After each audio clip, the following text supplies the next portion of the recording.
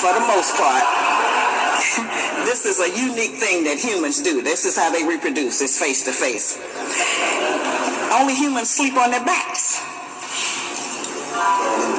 All the other animals, they do a lot of different things, but we have that capacity to be able to go to sleep on our back because most of us live in a non-threatening environment, and so we're able to sleep on our back instead of constantly being ready for some fight.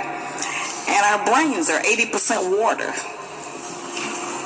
And that accounts for a lot of things, because many of us think that our brain is just 100% knowledge, and it's not like that.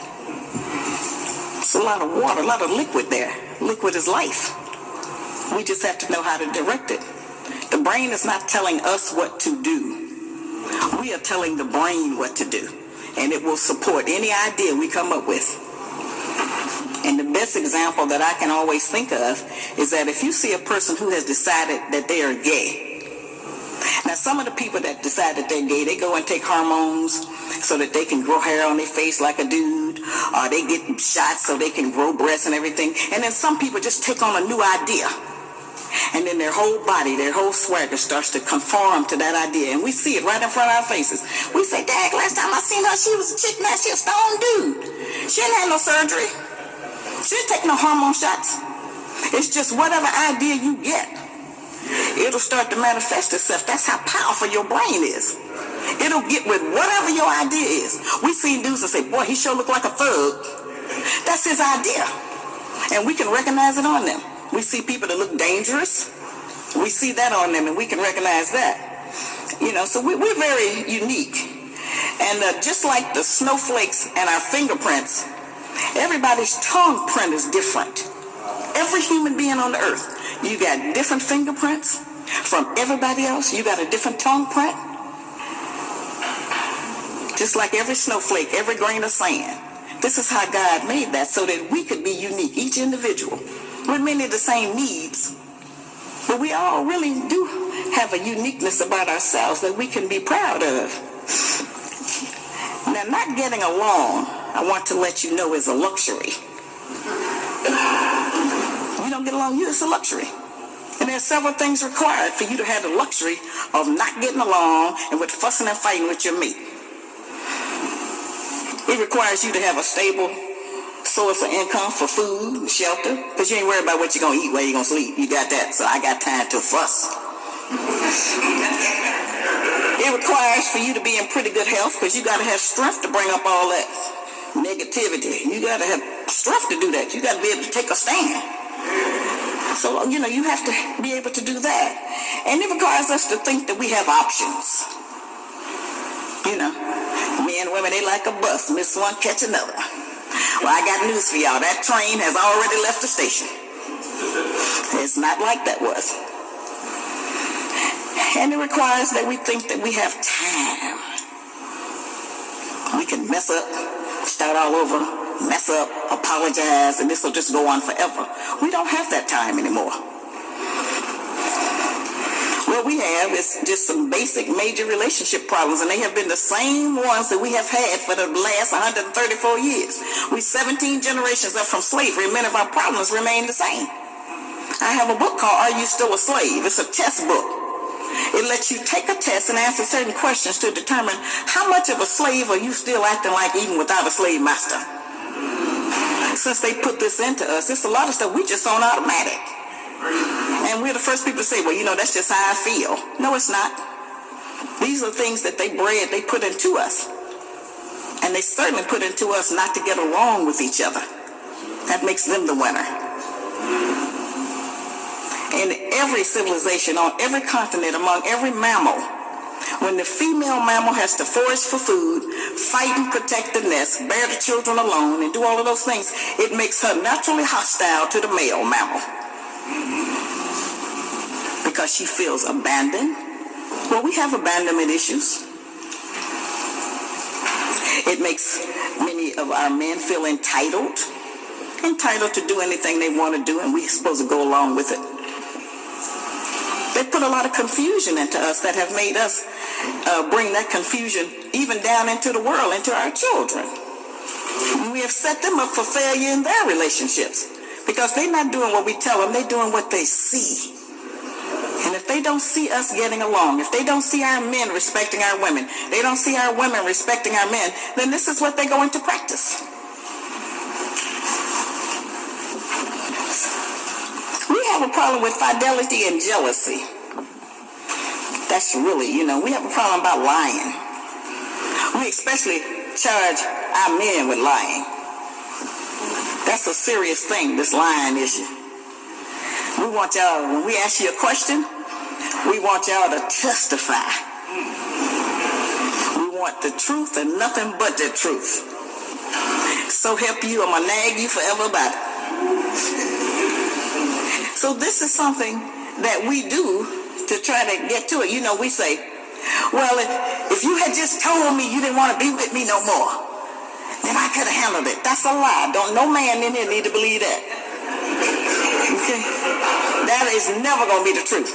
I mean, what is our man supposed to do? Say, listen, baby, I done met somebody I like better than you.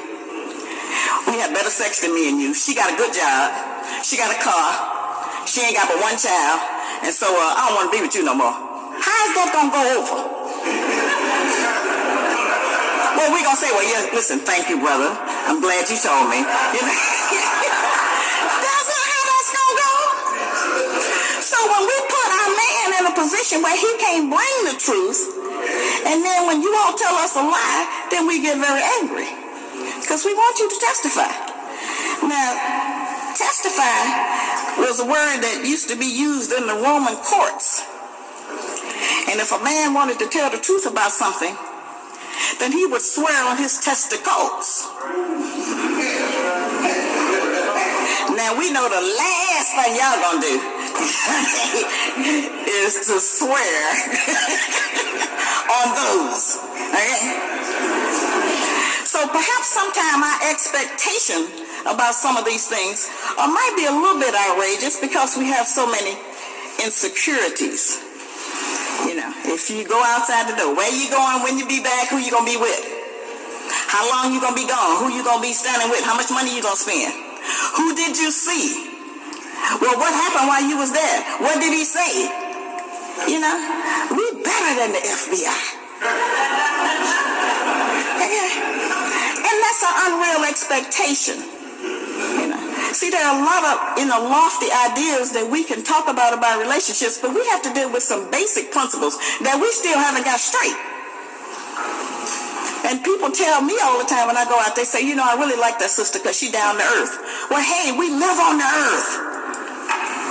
This is where we have to be, down to this earth. This is the only planet we got life on that we know of. We live right here on this earth. And these are earthly issues that we are dealing with. And as sisters, we need to, this is a really serious issue. We need to stop going so crazy and berserk if we find out that perhaps our man has made a mistake or did it intentionally, was with another woman. I mean, it's not like you alone. Every one of us women in here done had a man that was with somebody else. Because there ain't no such man that's going to be with no one woman for his entire 75-year life. Now that's the reality that we're dealing with. That ain't the one we want to deal with, but that's the reality of it. It's no such man. If it was such a man, me and my sister Kelly would have him. So we have searched for that mystery God. He do not exist. And that doesn't mean that it's taking anything from you or me. It's not even about that. It's about the nature of us as two different people. Now, that's a personal decision, of course, that men make, but I just want to let the sisters know that's nothing we have to be ashamed of. Our grandmothers, our great-grandmothers, our mothers, us, everybody. We ain't never had no woman that had a man that wasn't never with nobody else.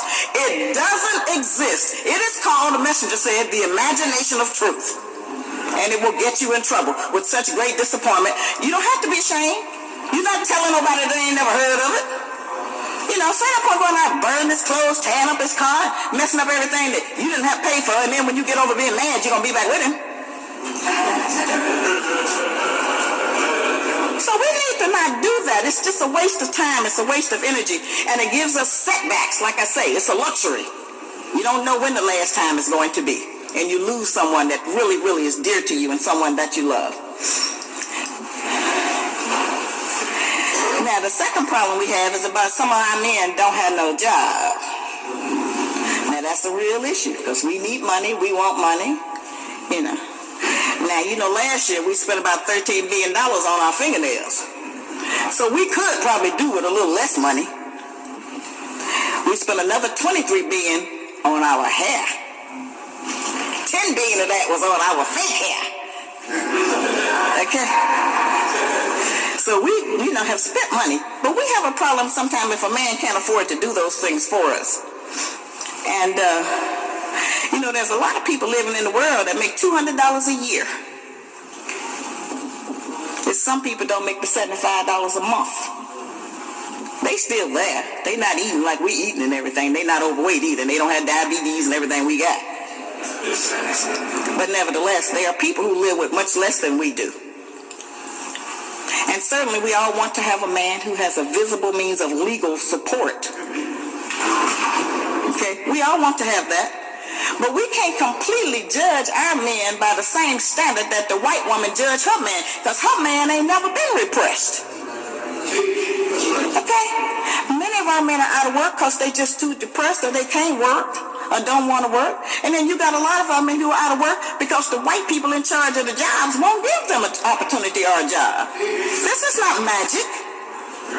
And then they'll give more to us, and then we start tripping and start thinking, I don't know why you can't get no job, I got one. It's not like that. With many of us, we take the position with our man where any job is better than no job. But that's not the position of a man. Men take the position where no job is better than any job. They have a different standard. They have a different ego. And no matter what we think we can feel and experience, we do not know what it's like to be a black man in America. The little tiny glimpse that I got almost make me want to cry all day because it's so unfair to our man. And the best success that this country can have is to use us as a tool against the black man. They're already against him.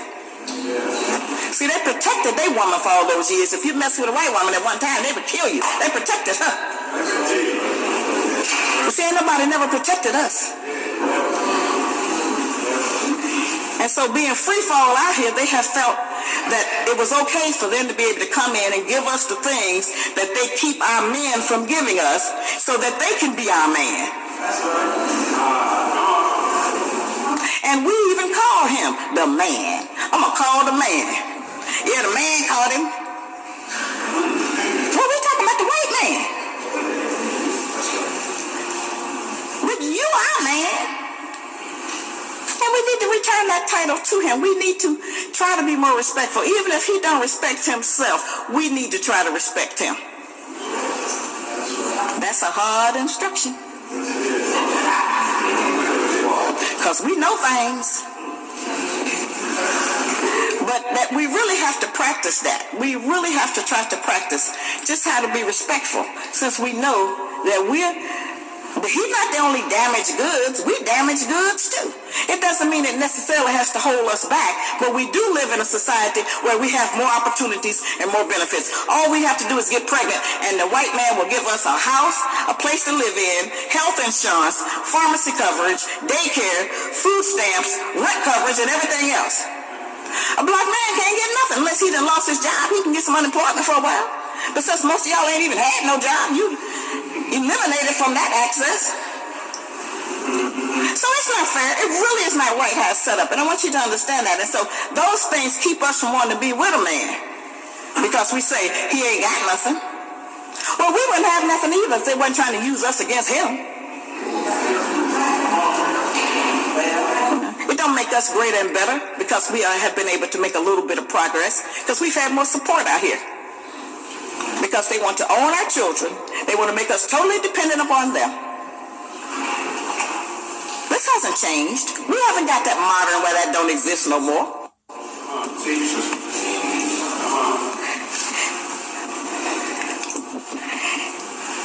We have to stop looking at our men as sex objects. Now that's a term, isn't it?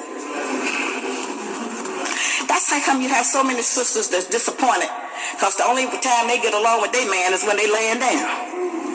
Once the man stand up, we don't want to be in it no more. He might tell us what to do or something. All bets are off. That's the deal breaker when you start trying to tell me what to do.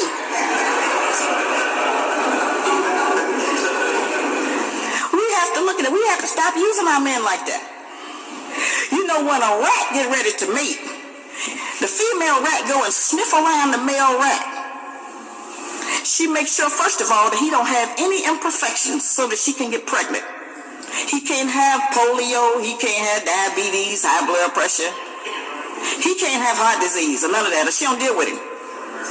And the second thing he has to do is to be able to go someplace and make a nest for her. If he don't have a home for her, if he can't dig a hole somewhere for her, then she said, I can't be with you. I'm going to find me another rat. Okay? So it's not unreasonable if the female rat can practice that. It's not unreasonable for us as black women to require that. No, I can't get pregnant because you ain't got nowhere for me and the baby to sleep. Okay? No, I can't get pregnant because tomorrow I might be hungry. You ain't got no food for me. What we gonna eat? That's important. So we can require that. So we need to, when we see a brother and he's down, leave him there. Because if you pick him up and drag him up, he gonna leave you the first chance he get, because he want to be around somebody who think he was always up. That's how that works. You can't make no man. You can't get with no man who ain't got nothing and buy him some shoes, buy him a coat and a hat, and then when you get mad, want to take it back. You can't buy no man. If you want to make a man, you have to do it with your own son, your nephew, your cousin, a boy in the community. You can take a little child and try to grow him up, but you can't take no grown man and turn him into a man. That's a waste of time. And any investment you make, you will fail. That's just the truth of that. And it's going to be hard because they be needing so much. Show up, ain't got no underwear, ain't got no socks, just whatever it is, okay? Leave him alone. He'll get some. I guarantee you, he'll get some if he want to be with you. We set the standard. And if there ain't no standard, then he don't live up to nothing. Because they want to be with us, whatever it costs, whatever it takes, they want to be with us. But if we make that so simple and so easy that no matter what, we'll just accept that and go along and, just to go to bed with him.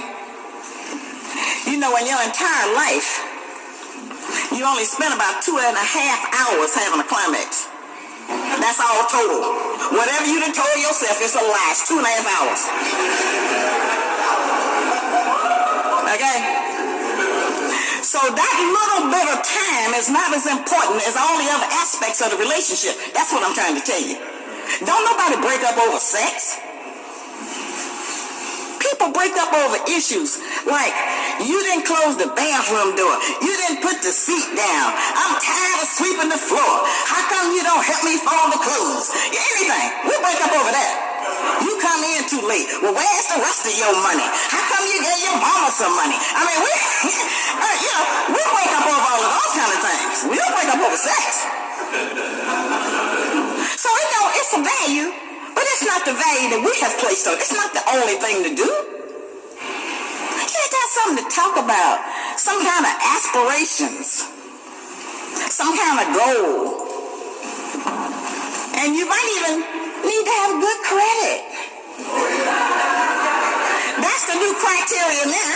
I don't want to see your HIV card. I want to see your credit report.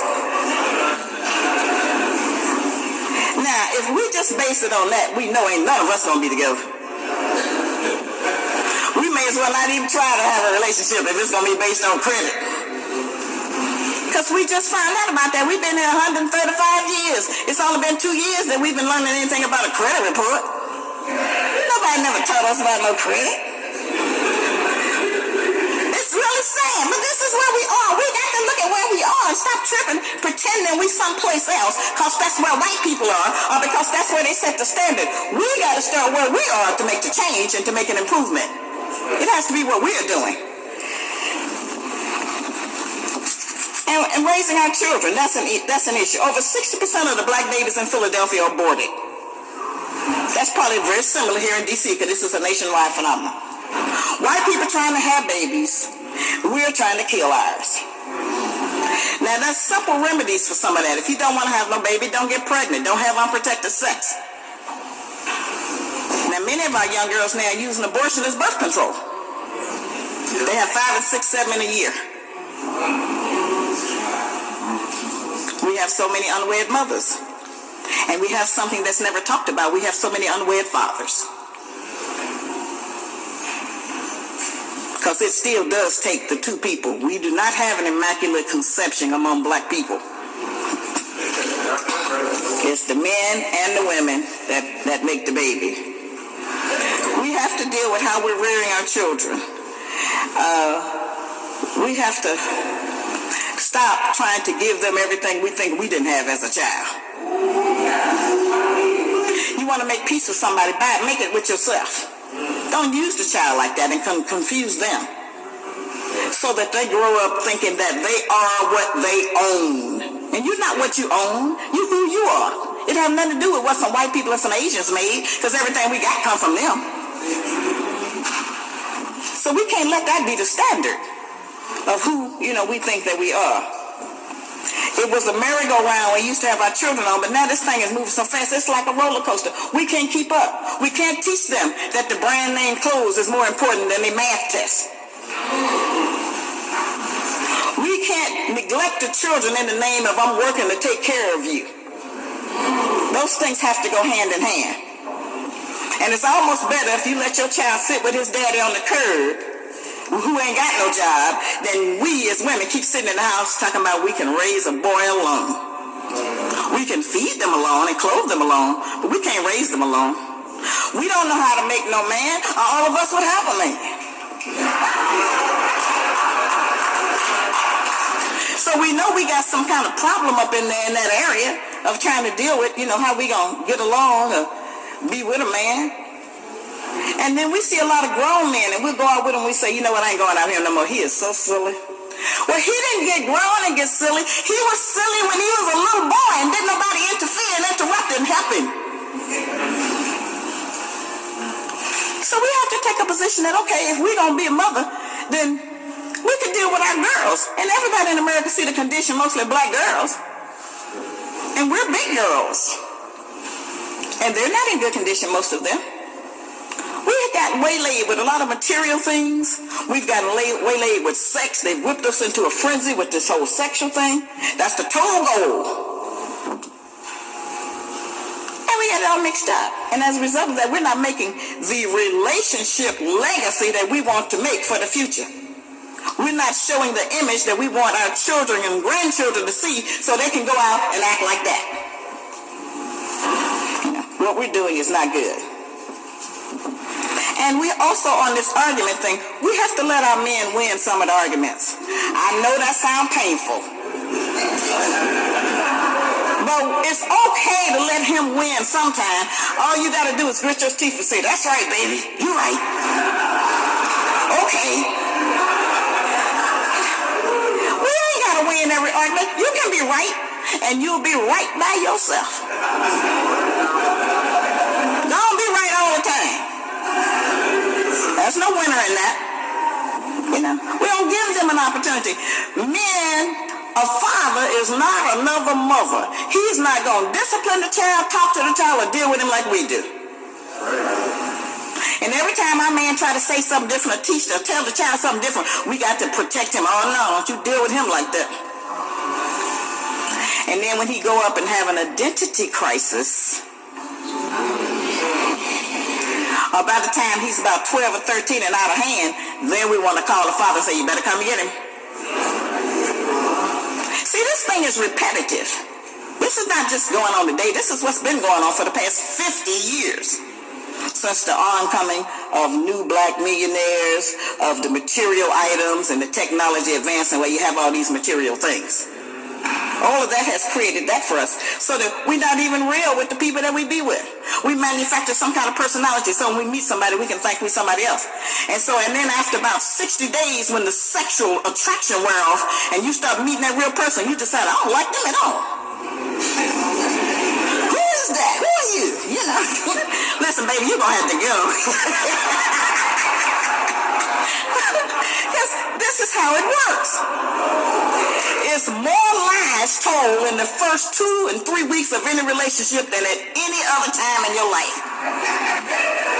Now you're talking about some humongous lies, some gigantic misrepresentations about what you got, who you are, what you drive, where you work, what your history is, everything. We just lie because we want to make a good impression, and we want to be accepted and admired. We don't deal with the truth that you can't maintain that. Pretty soon it's going to be, baby, can I get some gas money or something? Something is going to come up that we will know that it's not the truth. This is our life. This is our life. This is what we live in. And the reason I can tell you these things is because they go on in all our house. We think something different going on in everybody's house. No, it's not. The same nonsense is going on in everybody else. It's not different. You think you're different. It ain't different. It's the same. It's not different. Which is why we need a group solution to help us to start working on something. It's not to go out and join the organization. It's not to go, get in this club or group. You got to start where you at. You got to start at home at the person you're looking at. Whether it's your family, whether it's your man, your woman, whomever, start trying to get along with them before you come out here in the street gonna protest something to help somebody else get along. Sometimes we go out, we can't even make it back in the car from a protest. We be fighting and arguing. This hypocrisy. That we all go in some kind of mass hypnosis and pretend it's not going on. It's going on, and it is destroying us year after year after year. See, we have one thing in common. We have a shared ancestral slave history. But we can't get away from that. We have come through the same thing. It's in us genetically. All our fears, our insecurities, our hatred of self, hatred of anybody that looked like us. All of that was bred into us. And so when those things come up, we have to be able to fight against it and say, no, I'm not going to do that because I know that's what they want me to do. I'm going to take a little bitty step. I'm going to try to just do something different. I'm going to try to do for self, some kind of way. And sisters, we have to take our hearts, as I said, because I mentioned this again because this is so important. We have to take our heart out of our vagina. Okay? That's not where your heart is. Don't let a man win your heart because of that. He got to win your head. He got to win your respect. He got to, win your honor. And he has to try to help us. Not do it, because nobody can really make you happy. Happiness is a thing that you have to decide as an individual. And so all that, I'm looking for somebody to make me happy, you gonna be looking forever. You ain't gonna never get finished looking.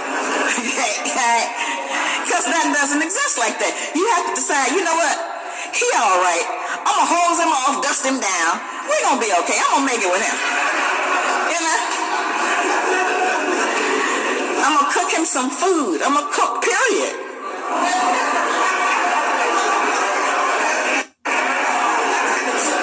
Now, a man that wants a woman today, he can say, listen, I want a woman who's her own woman. I want her to be in good shape health-wise. I want her to be a certain size or whatever. But you better not say you want a woman that can cook, or you won't never get no woman. This is how crazy we have become. Food is what sustains life. How are we going to decide we don't want to cook the food? Historically, it is the female that go out and get the food, and bring it home and cook it and serve it. Now, that's the history. That's on every continent. It's only in America where the female goes to the Chinese restaurant or McDonald's and bring the food home. That's not quite what our history is. Okay? So we're not teaching our daughters to eat, to cook, and to eat to live. See, we are very powerful because we decide who's going to live and die. We decide how long you're going to live, what shape you're going to be in while you live, how you're going to feel. We decide all of that by what we feed you. We could kill you in 6 months if we decided. We could do it in 6 months or less. Feed you a whole lot of chitlins, a whole lot of ham, a whole lot of white bread, white rice, white pasta, white sugar. Oh, we can lay you to rest. That's a lot of power. And as sisters, we need to know that that's a lot of power. We can build the nation. We can help our men to be able to see a long time, to have good virility a long time. We can do that by what we feed you. You know, fortunately for me, and the reason I look so good is that in 1967, I heard the teaching said I'll be like Muhammad, and he told me how to eat to live. He said, and you can look like this when you get old. Okay? But there's all kind of information out here now about how you can eat, how you can prepare food, get the children off the sugar. We can't give up our culture just because we live in America. We can't give up being black because Barack Obama is now the president of America. Okay? We're not multicultural. We are one cultural. We are not African Americans. We are American Africans. That's a different result. We are what an African looks like after being nearly destroyed here in this country by the white people. That's important to know. That's why they don't claim us on no other continent. The Africans that come here don't love us. And we don't like them. And all we talk about is the motherland, Africa, until we run into a real African. And we know that. How many Africans come over to our house to have dinner? How many Africans do our children play with? How many Africans go to church or the temple with us and everything? None.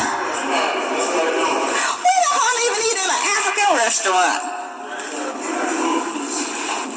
This is the confusion and the hypocrisy we practice. We have to start really just trying to deal with ourselves.